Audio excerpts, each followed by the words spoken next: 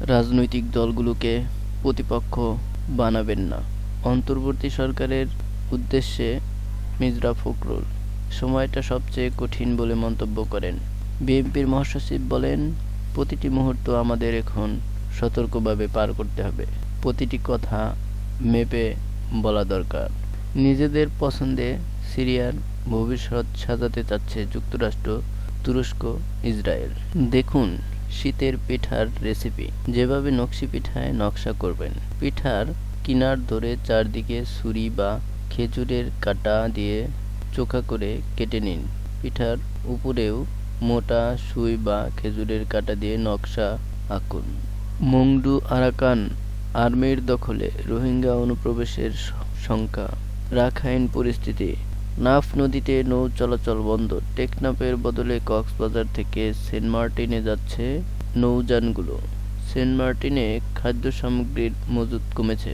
ছাপার কাজে দেরি। শুরুতে সব বই পাবে না শিক্ষার্থীরা।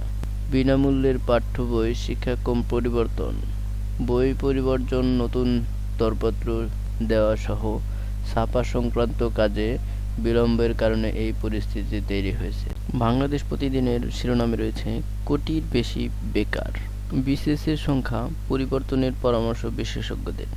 বাংলাদেশে ১০০ জন স্নাতকধারীর ৪৭ জনই বেকার। জাতীয় বিশ্ববিদ্যালয় গ্র্যাজুয়েশনের ৩ বছর পরও ২৮% বেকার। নির্বাচন প্রস্তুতির বার্তা।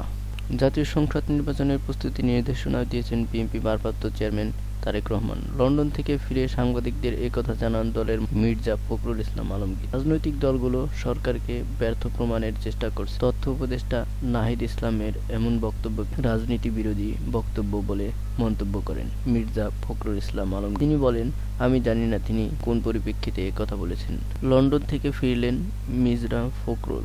মামলা শেষ হলেই ফিরবে তারেক রহমান। ন্যূনতম জরুরি সংস্কার করে নির্বাচন। হারিয়ে যাওয়া আইনের শাসন গড়ে তুলতে হবে তারেক রহমান। হারিয়ে যাওয়া আইনের শাসন, স্বাধীন বিচার বিভাগ, বহুমত ও পথের রাজনৈতিক ব্যবস্থা গড়ে তুলতে বলে মন্তব্য করেছেন বিএনপির ভারপ্রাপ্ত চেয়ারম্যান তারেক রহমান। শুক্রবার দলটির সিনিয়র যুগ্ম মহাসচিব অ্যাডভোকেট রুহুল কবির রিজভী স্বাক্ষরিত এক প্রেস বিজ্ঞপ্তিতে ১৪ ডিসেম্বর শহীদ বুদ্ধিজীবী দিবস উপলক্ষে দেওয়া বাণীতে বিএনপির ভারপ্রাপ্ত চেয়ারম্যান একথা বলেন। যুগান্তরের মূল্য বাড়লেও বাজারে সয়াবিন তেলের সংকট। লিটারে ৮ টাকা বাড়ানোর পরও বাজারে সয়াবিন তেলের কৃত্রিম সংকট কাটেনি। কবি হেলাল হাফিজকে কোথায় সমাহিত করা হবে জানালেন তার বড় ভাই। প্রেম ও দ্রোহের কবি হেলাল হাফিজ আর নেই। শুক্রবার ১৩ ডিসেম্বর রাজধানীর শাহবাগের একটি হোস্টেলে শেষ নিঃশ্বাস ত্যাগ করেন তিনি।